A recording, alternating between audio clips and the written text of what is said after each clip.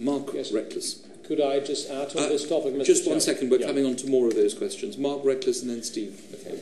Ambassadors, do you think it right that when Romanian and Bulgarian people come to this country that they will be able to claim a child benefit at significantly higher rates than prevalent in your countries and send those payments back to children in Romania and Bulgaria who've never been to the UK?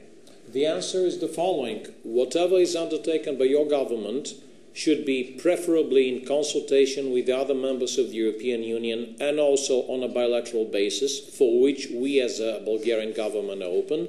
And second point, whatever is introduced, whatever tightening, as you put it, of the access to the benefits, including child benefits, this has to be done in full accordance with the existing European Union legislation, including on issues as who can claim what benefits, whether child benefits could be repatriated or not.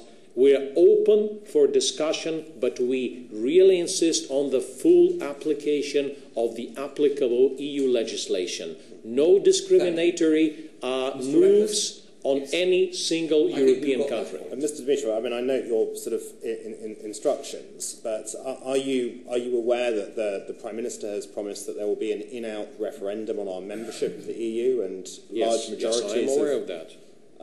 But some people listening to what you're saying to this committee will be feeling that you're seeking to dictate policy for this country, particularly on this issue of paying child benefit to people resident in Romania and Bulgaria. I beg to disagree with you, sir. We are not prescribing any policy. I am describing the expectations of a sovereign member of the European Union, knowing how any change in your domestic legislation should be affected so as not to contravene the existing EU legislation in such matters.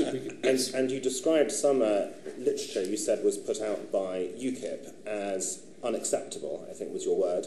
And then I think said that our authorities should take action. What sort of action do you... I wouldn't comment on this, excuse me. Thank you. Steve McCabe. Yes, Mr. Ambassador Jinga, very briefly. Yeah.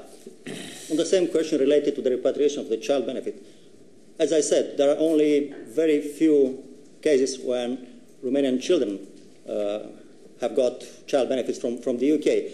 But my perception, and I'm very honest with you, is that it will be a problem not for Romanians but for Britons, because there are, on my knowledge, many British children living in another country with one of their parents working here. So it will be a problem to send the child benefit to France, for instance. One problem. And the other one is that there are most of these 40,000 child benefits claims that go out of the UK, goes to some other EU states. Would you prefer to have these children coming and studying in your schools here? Very helpful. Final question, yes, very finally then Steve McCabe.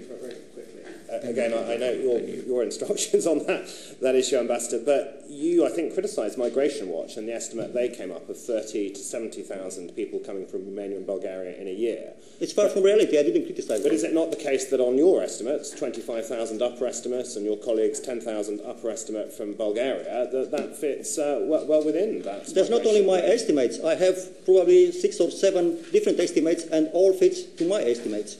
In principle, may I just make one additional remark? Any study which sets such a hugely wide range between 30,000 and 90,000, that's an invitation for manipulation, with all due respect to everyone. We note that. Yeah. We moved on from estimates to Mr. McCabe and Nicola Blackwood, then David Winnick.